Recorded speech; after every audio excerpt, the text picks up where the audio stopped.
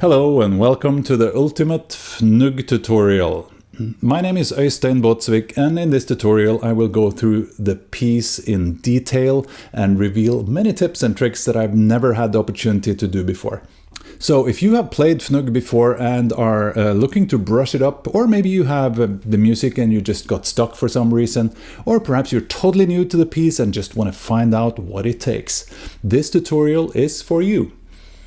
Fnugg is a piece for solo tuba that I developed over a period of years from 1985 to 2000, and I use the word developed on purpose because the piece wasn't really composed bar by bar, but it kind of grew organically through improvisation and feedback from the audience.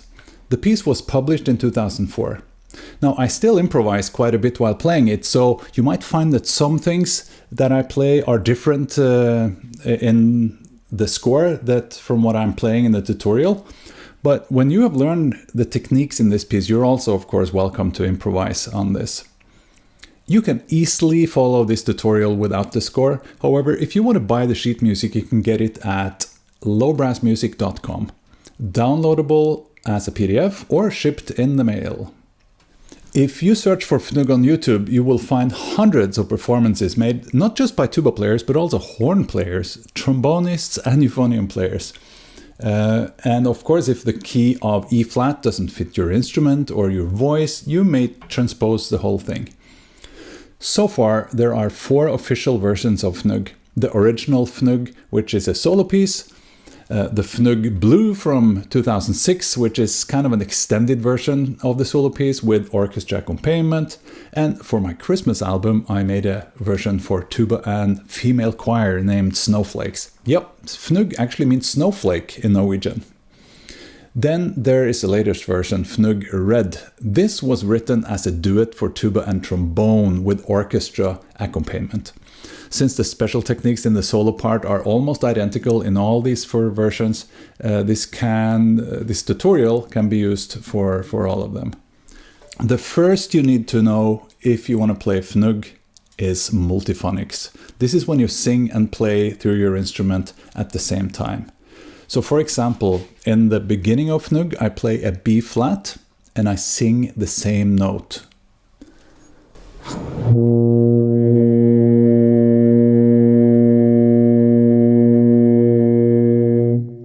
It's not so hard to learn for most people. Let's start by playing a B flat. Sing the same note through the tuba with the same fingering.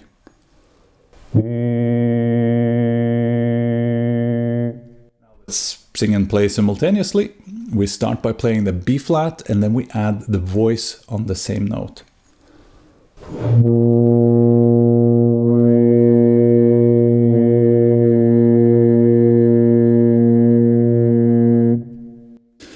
trying to keep the intonation stable. At this point, you can pause the video and spend a few minutes on making the voice and the lips produce the exact same pitch. A tip for making the intonation easier is actually to use a more nasal sound with the voice. So instead of the typical oh kind of operatic voice, you want to use this one. E. It's often hard to make the voice match the tuba sound dynamically, so using a nasal voice makes it actually easier to get a good balance. It also makes it easier to tune the intervals. In fact, we can also make the tuba sound a little bit more nasal by squeezing the lips together.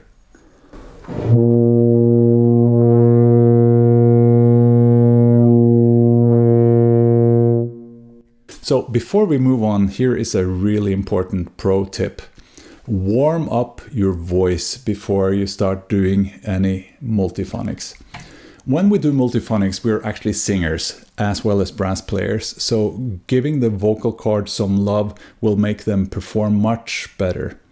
So here is a part of a 3-minute warm-up exercise that I found to work really nice with Fnugg.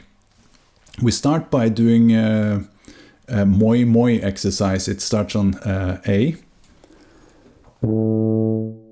Moi moi moi moi moi moi moi moi moi. Now let's take a look at the next section, the very steady rock groove.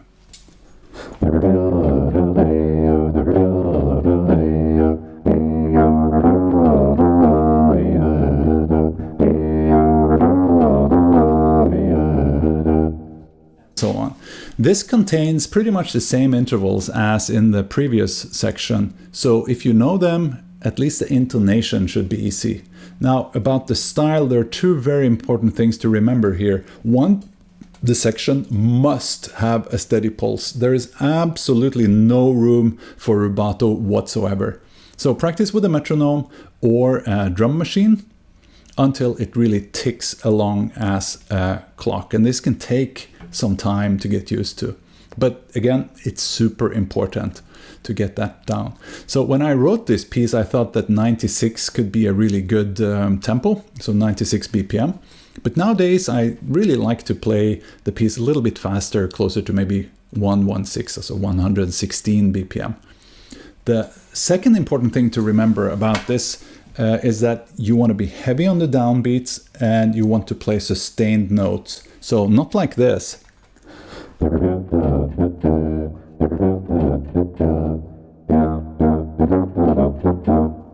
This sounds more like a march, and that's really not what we want. We want it to sound more like a sustained drone note almost. And if you imagine an electric guitar, a long sustained note on the electric guitar just broken up by some drums in the background, for example. So again.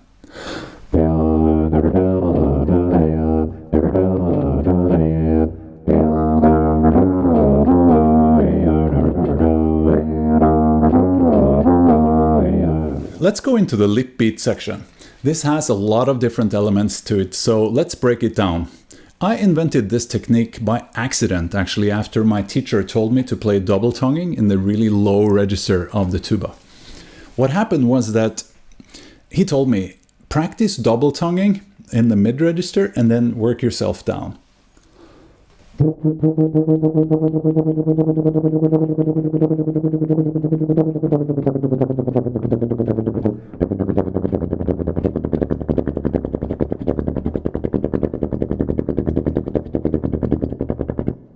So I worked as hard as I could, and this is the result.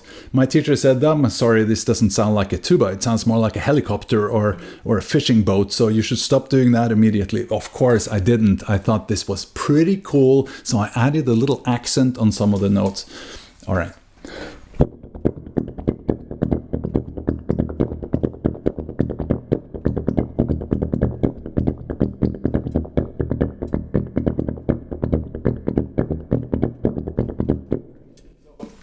This was actually the beginning of the rhythm in Fnugg, and Later it got its name, lipbeat, and it's now used in a lot of different compositions for tuba solo. You got the metallophonic. All right, now on to the high-pitched sound on the lipbeat.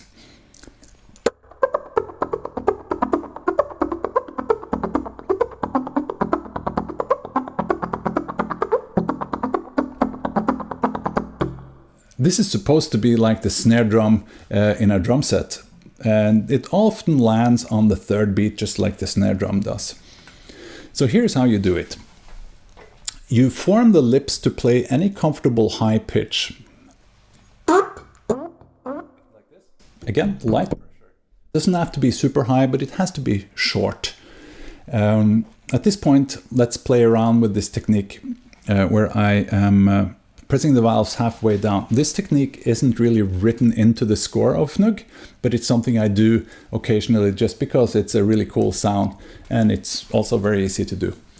On the last page of the published piece, we combine it all together. Now, keep the lip beat double tonguing going while adding occasional multiphonics parts here and there. And the simplest way to do this is to have a really simple lip beat rhythm and then add multiphonics.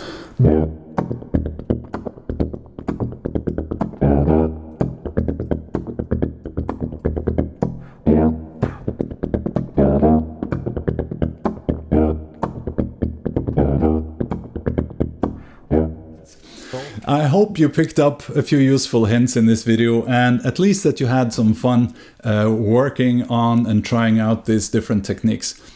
Until next time, have fun playing your instrument. It doesn't really mean that it becomes better music, but it's fun to do. And that's probably the most important thing.